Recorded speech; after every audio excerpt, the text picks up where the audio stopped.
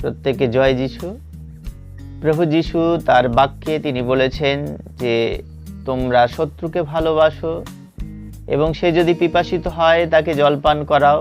প্রভু যিশু তিনি শুধু মুখে এ কথা বলেননি, তিনি তার কার্যেও তা প্রকাশিত করেছেন। আমরা জানি যা লেখা রয়েছে মথিলিখিত সুসমাচার তার 26 অধ্যায় 50 পদে প্রভু যিশু তিনি তার প্রিয় শিষ্য ইস্করিন্ত জিহুদাকে এই কথা বলছেন, মিত্র যাহা করিতে আসিয়াছ তাহা করো। আমরা জানি প্রভু যিশুর 12 জন শিষ্য, তারা যিশুকে সামনে থেকে দেখেছে, তারা জানে যিশু যে স্বর্গ থেকে এসেছে, তিনি যে জগতের পরিত্রাতা, মানুষের মুক্তি দেওয়ার জন্য তিনি এসেছেন, সবই তারা জানতো। এবং প্রভু যিশুর সঙ্গে এই 12 জন শিষ্য তারা উঠেছে, বসেছে, খেয়েছে, যিশুর অলৌকিক কার্য দেখেছে এবং প্রভু যিশু তাদেরকে প্রেরণ করেছেন এই 12 জন শিষ্যকে, যাও তোমরা ভূতদেরকে ছাড়াও, রোগগ্রস্তকে ভালো করো।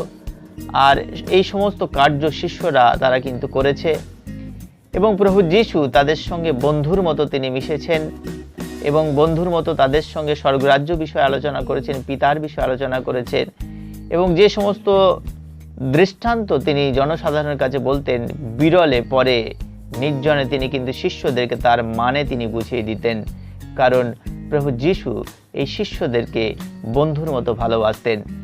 কিন্তু এক সময় এরকম হলো, মাত্র 30টা রৌপ্য মুদ্রার বিনিময়ে ইস্করিন্ত জিহুদা সে লোভে পড়ে যাজকদের কাছে গিয়ে প্রভু যিশুকে ধরিয়ে দেওয়ার ফন্দি করলো এবং মাত্র 30টা রৌপ্য মুদ্রার বিনিময়ে এক সময় গেতসিমানি বাগানে প্রভু যিশুকে চুম্বন দিয়ে এই ইস্করিন্ত জিহুদা যিশুকে ধরিয়ে দিল। আর যিশু তিনি এই বাক্য তিনি ইস্করিন্ত জিহুদাকে বললেন, হে মিত্র যাহা করিতে আসিয়াছ তাহা করো। এখানে দেখছি ইস্করিন্ত জিহুদা যিশুকে মাত্র 30টা রৌপ্য মুদ্রার বিনিময়ে বিশ্বাসঘাতকতা করছে, তার সঙ্গে শত্রুতা করছে এবং যিশুকে সে শত্রু জ্ঞান করছে আর সেই জন্য তাকে ধরিয়ে দিচ্ছে। কিন্তু যিশু তিনি তার জায়গায় তিনি কিন্তু স্থির আছেন, কারণ তিনি সেই স্বয়ং সৃষ্টিকর্তা ঈশ্বর, তিনি যা বলেন তাই করেন। আর তাই যিশুকে ধরিয়ে দেওয়ার আগে ইস্করিন্ত জিহুদা যে বন্ধু ছিল, আর যিশুকে ধরিয়ে দেওয়ার পরেও প্রভু যিশু তিনি কিন্তু অবিচল রয়েছেন তার বাক্যে। তিনি বললেন, হে মিত্র যাহা করিতে আসিয়াছ তাহা করো, হে বন্ধু যাহা করিতে আসিয়াছ তাহা করো। আগেও ইস্করিন্ত জিহুদা বন্ধু ছিল, যিশুকে ধরিয়ে দেওয়ার পরেও যিশুর বন্ধু কিন্তু ইস্করিন্ত জিহুদা রয়েছে।